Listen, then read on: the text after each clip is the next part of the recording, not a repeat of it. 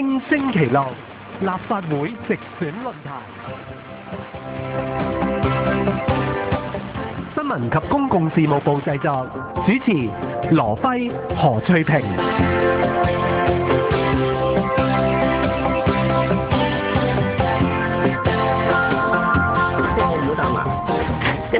早晨，咁啊，繼續咧就係正經星期六嘅時間啦。咁我哋舉辦呢就係立法會選舉啦，九龍西直選論壇。咁喺新聞前呢，我哋就進行緊呢就係互相質詢嘅環節啦。咁啊，已經有8位候選人啦接受咗對手嘅質詢嘅啦。而家到呢就最後1位候選人啦向對手提出質詢啦。同樣有3分半時間啦。咁啊，為咗呢令到接受質詢嘅候選人有充分嘅時間回應啦，發問嘅候選人開始時嘅發問唔可以超過20秒，之後呢係可以互相跟進提問同埋回答啦。咁啊，若果發問者咧喺開始嗰個發問時間超時啦，我哋會喺第4部分呢，就係總結時間裏邊呢扣除部分你嘅發言時間嘅。係啦，咁啊而家咧就輪到係9號嘅公民黨毛孟靜咧抽到8號嘅梁美芬呢，就接受你嘅質詢嘅。咁聽到信號之後可以開始啊。我係9號嘅毛孟靜。嗱，年輕人嗰班中學生由佢哋帶頭，我一直覺得係由年輕人帶領我哋老一輩呢，係非常感動都嚟唔切。最初開始嘅時候，你真係鼻酸眼紅啊！我就細估唔到呢，民建聯呢個蔣麗芸就講到呢班中學生，喂，好似佢年紀都未夠啊，未夠班啊，係學人搞嘢，有害下一代。喂，仲有啊，搞民主唔係講論資排輩嘅咯，係咪係大概20秒嚇？知道。我中學生時代就已經喺天星碼頭派中文法定傳單，如果咁樣計法呢，我資歷係最老添。但係呢個咁嘅講法呢係反智嘅。你嘅提問冇論資排輩。好，我問下梁美芬，洗腦教育正話蔣麗芸咁樣侮辱我哋嘅年輕人，佢哋帶頭反洗腦教育，應該係感動得嚟唔切嘅。佢竟然咁樣批評，我話你有難啦咁，佢哋話冇所謂嘅。你同唔同意佢呢？你有乜理由咁樣講？係，唔好意思啊，係只可以係請答。國民教育嘅問題呢，其實國民教育呢就全世界好多國家都有，所以嗰個問題本身呢就唔係做唔做嘅問題，而係點樣做嘅問題。咁你喺國民教育，喺國民教育、公民教育，如果你留意我喺立法會多次呢，我係提出通識唔應該獨立成科，原因我自己係2個孩子嘅母親。我亦都係好反對，如果真係有洗腦教育，我亦都係非常反對。我2個孩子，我唔知呢度在座有幾多個係讀香港傳統嘅中學，因為我要求佢哋打18羅漢，佢要同香港嘅細路仔一齊經歷呢種痛苦，所以我通識好多時。18羅漢咩啊？你講緊？你唔係講咩？係老教係啊！你聽緊啊？係痛苦。香港咧今朝好流行係精神錯亂。我哋會花時間。嗱你我唔知你哋嘅孩子係咪讀香港嘅中學？梗係啦。考試你聽我講埋嚇。嗱呢啲係咪扣分咧？係會扣分，係非費者我哋。我認為咧，對我作為家長咧，最重要就係教師嘅質素、教材。學校同埋家長要有共識，所以喺國民教育呢個問題呢，我認為呢，如果有啲學校佢真係咁抗拒呢，係可以緩一緩。但係有啲學校呢，佢自己，你聽我講，有啲學校佢準備咗啦，佢喜歡教，咁如果你又唔可以唔俾人教，家長唔同意喎。家長嗱，我細路仔去圖書館，嗱你唔好咁急先，我頭先講咗4個條件啊嘛。教師 ready 唔 ready？ 你問下啲老師 ready 唔 ready？ 因為呢個係開一個新嘅科目 ready 啦，已經係咯。教協有調查講得好清楚。頭先已經提咗啦。如果佢係咩啫？人哋都話有調查嘅專業嘅調查。你問我㗎，毛小姐。我冇問你，我唔使咁急。嗱，聽我講。我頭先提咗啦。教師係未 ready？你聽我講。信心嘅。如果準備好嘅學校，佢真係想去，佢係自願嘅，我亦都唔會反對。呢個係一個自由嘅選擇，你唔可以唔俾人去搞。但係如果嗰啲咁多出嚟話反對嘅，或者覺得自己準備唔好嘅，我覺得咧，大家要搞清楚，其實國民教育唔係做唔做嘅問題，係點樣做嘅問題。所以咧，點樣做咧？答我嘅問題，你同唔同意蔣麗芸咁樣批評年輕人？我覺得咧，我咧就問題。嗱，我同你講，我諗咧，你我自己咧係好愛護。我哋冇講到啊。係啊。咁我諗咧，你哋中意斷章取義或者上綱上線咧，就你哋自己去表達。我係要客觀理性去分析個問題嘅。係啦。其實我諗咧，即係對於選民同埋一般香港人嚟講咧，都好期望咧立法會嘅即係候選人啦，可以更加即係清楚講佢嘅理念。所以我諗即係大家都好想聽到咧，就係大家究竟點樣睇係每一件事，同埋即係嗰個即係喺互相質詢裏邊表現啦。咁但係我諗咧，就立法會議員自己咧都應該係更加要去遵守嗰個規定嚇，特別係負責制定立法嚇，即係為香港成個法律咧個基礎去即係制定。咁所以喺守法方面咧，同樣有一個嚴謹嘅態度啊。嗱咁啊，頭先咧經過咗一個好激烈嘅即係互相質詢嘅環節啦。咁我哋都即係大家都都會睇到咧，就係有啲咧即係唔遵守規定嘅情況。咁所以喺嗰度咧，我哋必須要有個咧即係裁定喺度咧，即係以示翻嗰個規則嘅即係嚴謹性嘅喎，立輝嚇。咁我哋仲裁之後咧就唔好意思啦。咁啊2號啊黃碧雲啦，咁同埋咧6號啊毓民啦，同埋咧就係7號啊林依麗咧，我哋會喺總結時間再兩扣翻咧15秒嘅時間㗎。我要扣？係啦嚇，因為頭先嗰個咧即係喺嗰個對質嘅範圍裏邊咧就過度發言。咁咧就我哋有嗰個嚟緊落嚟咧，我哋會有最後一個環節㗎。咁呢度咧就會係各個候選人呢都有1分半鐘嘅時間咧去總結嘅。同樣啦，我哋會有個提示信號俾大家。咁聽到 B B 聲之後咧，就可以開始發言啦。完結前嘅10秒咧都會有提示信號㗎。首先呢，就係1號獨立嘅黃以謙啦，聽到信號可以開始嘅。各位聽眾早晨，我係1號黃以謙醫生。好多香港人呢都唔認識單車運動，但係當香港攞咗獎牌之後呢，我哋都感到激動，因為我哋熱愛香港，為香港人嘅成就感到自豪。香港人近年有啲怨氣，因為生活嘅壓力真係好大，尤其係打工仔，工時長住屋貴，有壓力都冇路數。但係只要心裏邊仍然存有我哋賴以成功嘅香港精神，我哋嘅形勢其實仲係好樂觀。我黃以謙認為香港人應該戒去負面思維，停止挑剔，唔好搞無謂嘅對立。如果我入咗立法會，我會致力推動香港嘅優勢，發揮我哋嘅正能量。我黃以謙認為香港面對人口老化、醫療改革同埋貧富懸殊3個挑戰，唔可以治標唔治本，淨係爭取派錢加福利。我哋需要有經驗有履歷嘅人入立法會，代我哋推動政府做長遠性嘅策略。我黃以謙認為做議員要代表市民講嘢做嘢，要一心一意咁代表佢選個嘅市民，唔可以各為其主，受背面政治勢力嘅影響，淨係保皇或者搗亂。我黃以謙100%真獨立撐普選，有4屆民選區議會經驗，豐富專業履歷，做過多個公職。請選人為才，投票揀1號黃以謙醫生。時間仲未完嘅，你用埋佢。投票揀1號黃以謙醫生，多謝。好啦，咁時間亦都到啦嚇。咁跟住係2號民主黨嘅黃碧雲。我係黃碧雲。剛才大家論壇都見到啦，民建聯嘅建制派保皇黨嘅思維係面對洗腦國民教育、轉移視線、抹黑我哋年輕嘅學生，令人非常之失望。我哋係非常之尊敬年輕人關心社會嘅熱情，佢哋係香港未來嘅希望嚟嘅。民建聯如果咁關心學生，咁關心家長嘅意見，點解你突然間睇唔到家長非常之擔心學校裏邊點樣用呢啲嘅豆腐渣教材教一啲偏頗嘅學識，毒害我哋青少年？點解你又唔去關心下呢啲家長同埋學生呢？你將呢個問題轉移視線，令人非常之失望啊！而家建制派已經係壟斷咗香港嘅成個政局，由特首問責班子、行政會議去到區議會，全線都係民建聯。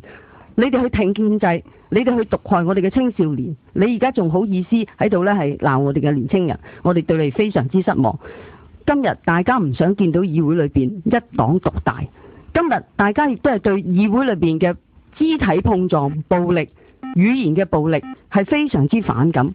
我哋需要嘅議會裏邊係長期推動民主、堅定不移、寸土必爭、和平理性嘅非暴力路線。請支持2號黃碧雲、張文光團隊。跟住我哋係3號嘅民協譚國橋嘅。各位市民，我係3號嘅。各位市民，我係3號嘅譚國橋。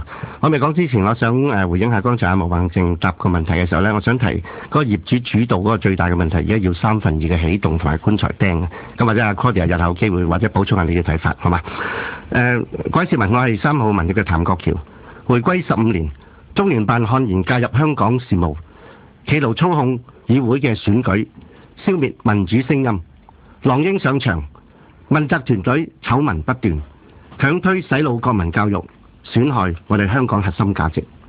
今屆立法會選舉，泛民主派選情係十分嚴峻，民協甚至可能一席不保，但民協仍然會派出馮檢基參選超級區議會，為泛民力爭第3席。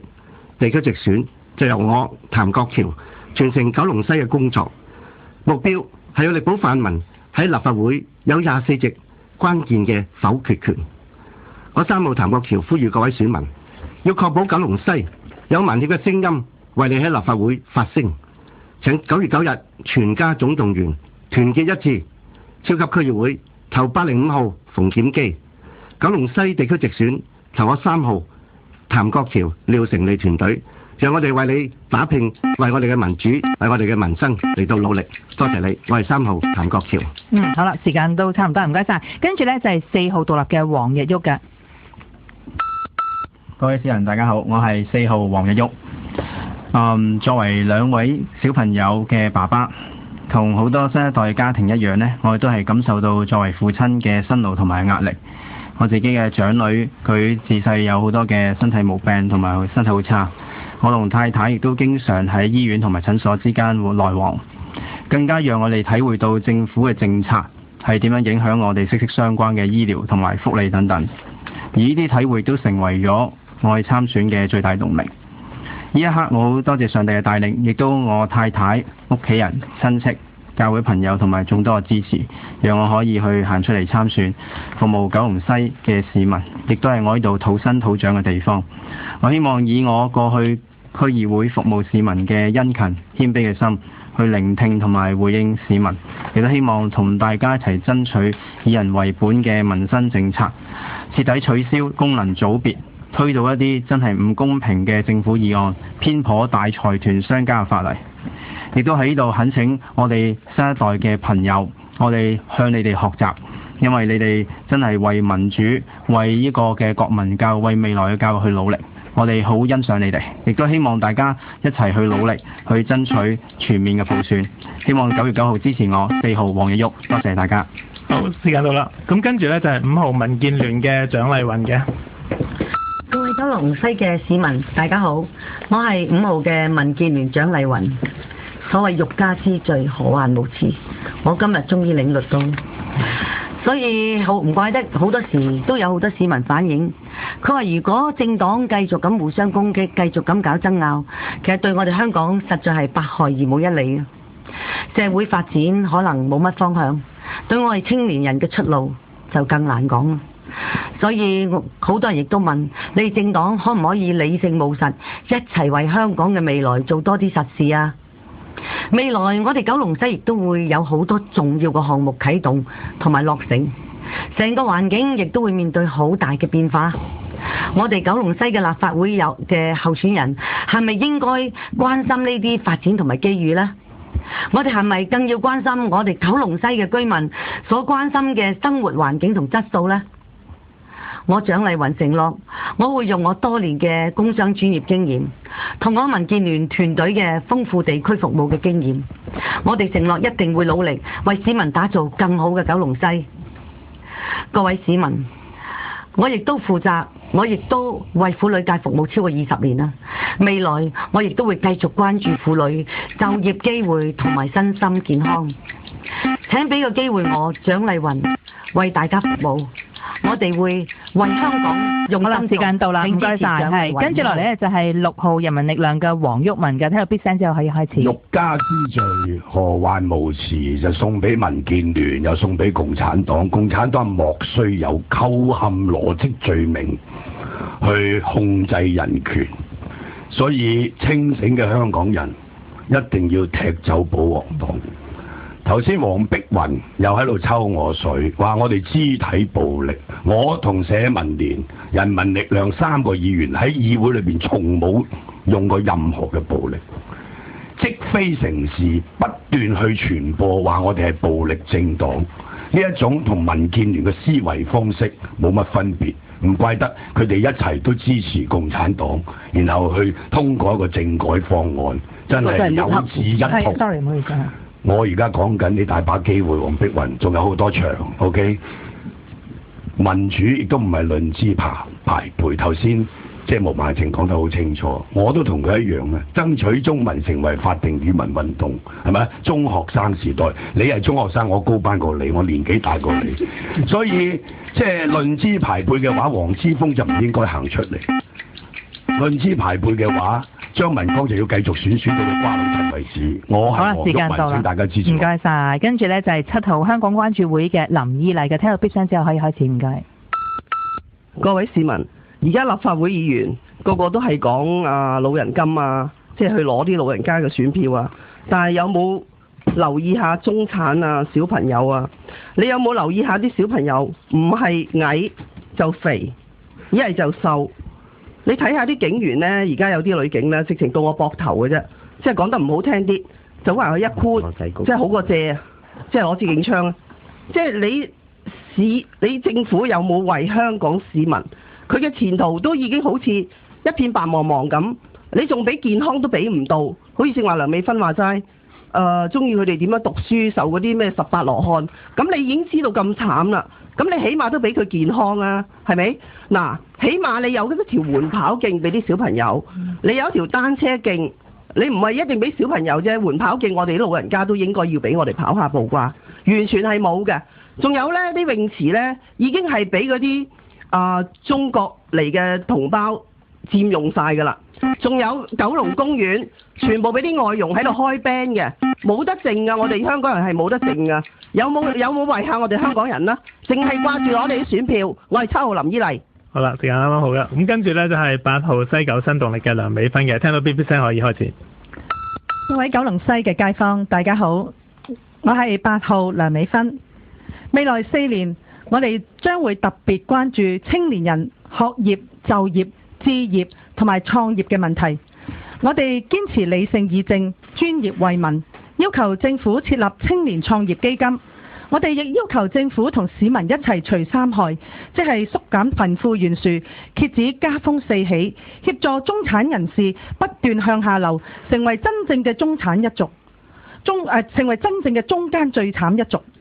我哋愛護下一代，我哋堅持維護一夫一妻核心家庭價值，關愛長者，要求增加公營醫療服務，支持特惠金免審查，完善長者退休制度。為下一代，我哋亦都反對外傭享居港權，反對雙非孕婦闖關，要求政府所有嘅政策要配合長遠嘅人口規劃。我哋希望喺香港嘅民主嘅進程裏面，我哋能夠爭取一個有尊嚴、有氣量、有質素，大家彼此尊重唔同意見，彼此都係為市民發聲嘅一個立法會。喺呢度，我希望大家繼續支持我哋8號梁美芬團隊。好啦，時間到啦，咁啊，跟住呢就係9號公民黨嘅毛孟靜嘅。大家好，係喺邊一聲之後？大家好，我係毛孟靜，我呢就主持過好多嘅選舉論壇嘅嚇，喺90年代尤其是。喂，而家呢個論壇都唔係論嘅，大家喺度讀稿，懶抑揚頓挫咁，唔知做乜嚇。嗱，民建聯你蔣麗芸正話你就話欲加之罪何患無辭，但係我哋話你單打年輕人，你單打嗰班學民思潮嘅中學生，你輕視佢哋。你又唔敢大聲清楚行出嚟否認，你淨係話哎呀欲加之罪啊何患無辭啊咁，你否認啊？而我問梁美芬，喂，蔣麗芸咁講喎，你同唔同意先？佢唔敢答我喎，我以為佢正話結論嘅時候會講噶啦，同意或者唔同意，或者都講啲，唔係佢讀到嘅。佢嘅發言時間嚇。好啦，嗱各位，我近年呢就即係小學生嘅英文啊，教到去大學嘅碩士班嚇，講新聞、政治、傳媒。各位，我對教育非常熟悉。佢而家咁嘅洗腦教育呢，佢就係要操控教育，操控教育之後佢就操控思想。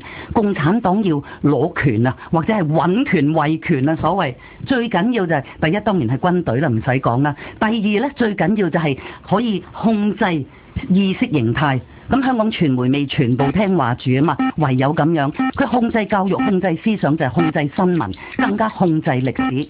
請大家一定要支持我哋9號毛孟靜。嗱咁嗰個係總結嘅時間咧，亦都完晒啦。咁啊，毛孟靜有每個論壇都有每個論壇嘅規矩啦。咁啊，呢個論壇嘅規矩咧就係如此啊。係啦，咁咧就嗱，其實咧即係今次咧九龍西可以睇即係過去2個鐘頭啦，睇到就喺即係候選人之間咧，當然就大家都有個激辯啦。咁亦都睇到咧，其實有其原因嘅，因為咧喺九龍西呢個區咧就有今次有5席啦，9張名單啦。咁咧各族嘅啦，包括就民主黨啦、人民力量、民建聯、民協、公民黨、西九新動力同埋3張咧就係獨立名單啦。咁就即係今次嚟講啦，其實有3個黨都爭取咧補翻住上屆嘅職位啊。咁而又由於呢個區裏邊呢，其實就選民嗰個階層好唔同啦，都令到佢咧其實就嗰個即係競爭上面咧都變得好激烈，因為你要打邊條路線呢，究竟搶咩選民咧，羅輝都唔容易嘅喎。九西我住過㗎，咁就即係住咗好耐啦，咁都知道嗰度嗰個光譜啊，選民嘅光譜好闊，咁所以咧就亦都聽到係頭先啲選民咧，我哋訪問咗翻嚟咧，係有唔同嘅關注嘅點，大家立場咧亦都好唔同，咁啊見到咁多位參選人咧個立場亦都好唔同啦，咁啊佢哋要諗下點樣去爭取你嘅選民嘅支持啦嚇。係啊，因為呢個區裏邊呢，其實就有近438000名嘅選民啦，比上屆立法會咧就略得少一啲嘅。上一屆咧其實係全港5區裏邊啦，泛民得票率最高嘅一區啦，當時就有成13萬票，得票率咧就有成63%㗎。咁啊要選出啦代表你嘅即係議員啦，咁啊九龍西嘅選民或者其實全香港嘅選民啦，都要記住啦。咁啊呢個日子9月9號啊，星期日嚟㗎。咁啊到時咧朝頭早7點半啦，到晚上10點半咧就可以去投票啦。咁就呢一票咧就非常之重要啦，因為咧可以見到咧就其實每個區啊，特別呢個西九區啦都係見到呢個競爭好激烈啦。咁就即係而且咧今次打嘅議題咧亦都係都幾闊嚇，咁變咗嗰個即係爭取上邊啦都幾緊張㗎喎。咁今朝唔該晒咁多位九龍西嘅候選人啦，多謝晒。多謝晒。咁啊我哋嘅節目時間亦都到啦，咁啊留意下個星期咧我哋會有港島區嘅直選論壇嘅，唔該晒。唔該晒。